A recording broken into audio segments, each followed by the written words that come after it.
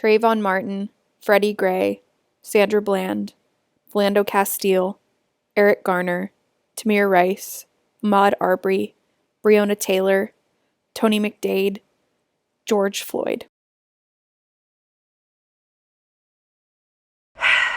It is shameful and unacceptable that I have been on the internet for this long and have never made this video. Let's just get that out of the way. I've obviously been away from my channel for this week in observance and in solidarity with the Black Lives Matter movement. And I just want to get that out of the way. First things first, Black Lives Matter. And if you try to come up into my comments with some all lives matter bullshit and you still don't see that all lives can't matter until Black Lives Matter, then I really don't know what to tell you. Like, Google is free. Do a little research on the systemic racism that this country was built on. You know, it was built on the back of Black people for free.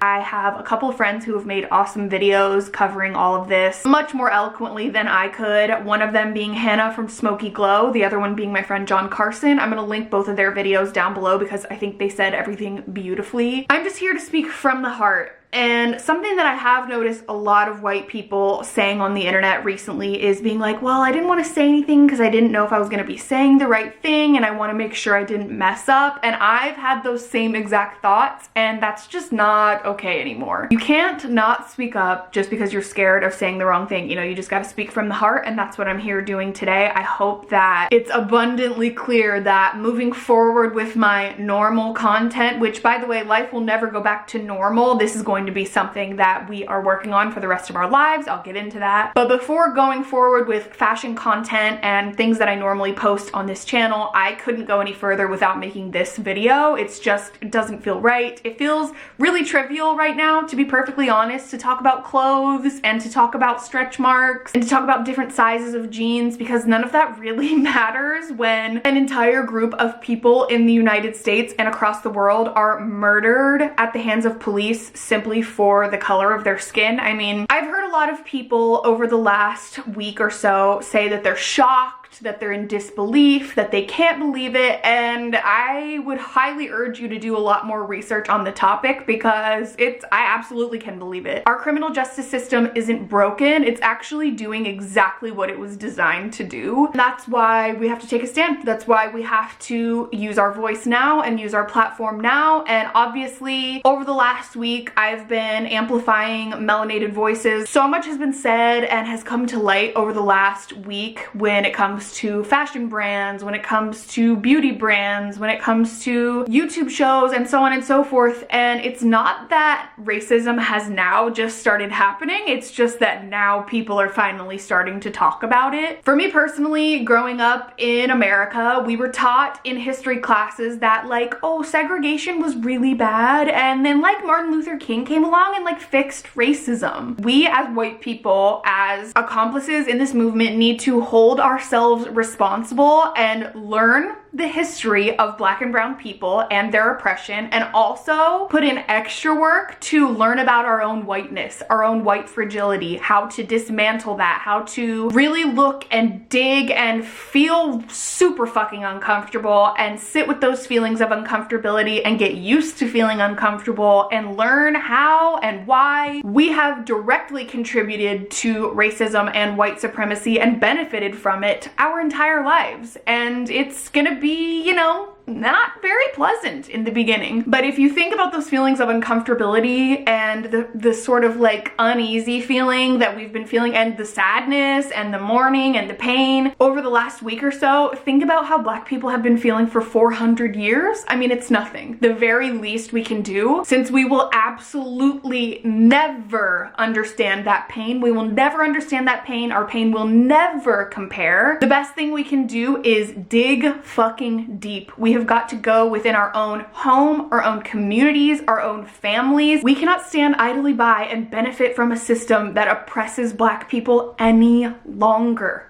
any longer. White fragility is a very real thing. It's something that I've experienced over the last week, being perfectly honest, of course. And I've witnessed a lot in the last week. I've seen people going on their Instagram stories crying when they're called out by things. We have a lot of work to do, a lot of work to do, a lot of reading, a lot of podcasts, a lot of TV shows. There's a lot of diversifying to be done, and it goes beyond just signing petitions and donating to Black Lives Matter one time. It involves calling out racist family members when they make comments that are not acceptable, being the person to shut it down, absolutely not standing for it any longer. Realizing the fact that if you are benefiting from a relationship with a person in your life who you let just continue with their racism and their white supremacy, losing that person actually is probably a reality. But I would much rather lose someone in my life than stand idly by and just literally let history continue to repeat itself. Like, sorry, just not an option for me. We need to go into our communities. If you're in a school or if you're in a job position, and reaching out to the higher ups and asking them, holding them accountable, saying, what are you gonna do to diversify moving forward? Who are your Black executives? Any social events you attend, reaching out and asking what their diversity is going to be like. The majority of the work is done offline. It's done in your own home, in your own community, and behind the scenes that no one's ever gonna see, and that's really important to do as well. I have made a commitment to continue donating regularly, making regular donations to organizations that benefit and provide relief and stand in solidarity with Black lives and the Black Lives Matter movement. I'm committing to shopping Black-owned businesses often in my regular life, something that I never paid attention to do. You know, occasionally I'd support a restaurant, little things here and there, but I'm making a commitment to make it part of my everyday life. You know, when I travel, researching Black-owned restaurants. I'm going to continue to have those hard conversations with people who don't agree with me. There are a lot of different things that I'm going to be doing moving forward, and I hope that you will do the same in watching this. There are so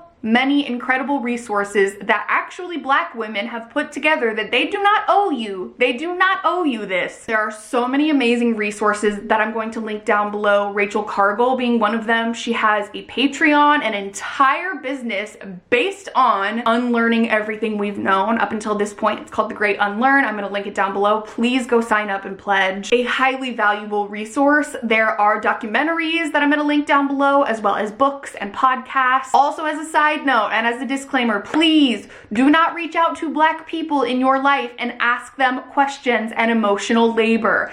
Do not do that. Use Google and do your own research. Ask your white friends, ask people for recommendations, but please do not burden the Black people in your life and ask them to do the work for you. It's out there. The information is out there, and absolutely show support and hold space and send love, but do not put it on them to heal your pain or to console your white tears or your white fragility. That is entirely up to you. And the thing about this work is going to be work. It is going to continue for the rest of our lives. It's something that we must commit to in our everyday life and incorporate into what we do and who we are as people, because nothing is going to change unless we keep this ball rolling. And that is fully what I intend to do. I hope it's what you intend to do. There's so much more I wanted to say in this video, but like, I literally didn't write anything down. I'm just speaking from the heart, like I said, because I just wanted it to be the most genuine thing possible. And I know I'm gonna edit this and be like, oh, I forgot to say a billion things, but moving forward, you know, we're gonna be criticized. There's gonna be things that we do wrong, we say wrong, and you know what? You say, I fucked up, thank you, and move on. I've seen many posts this week talking about the fact that allyship is incredibly messy. It is very messy, and it's something that you're going to be humbled by quite often. But learning how to take that criticism and put it into action is a really vital part of this process. I just wanted to make this video to let you know that this channel is a place for everyone. This is a safe space for everybody, and the fact that I have been neglecting or not paying attention to my Black audience up until this point is unacceptable. It's unacceptable, and there's nothing I can do moving forward except change that and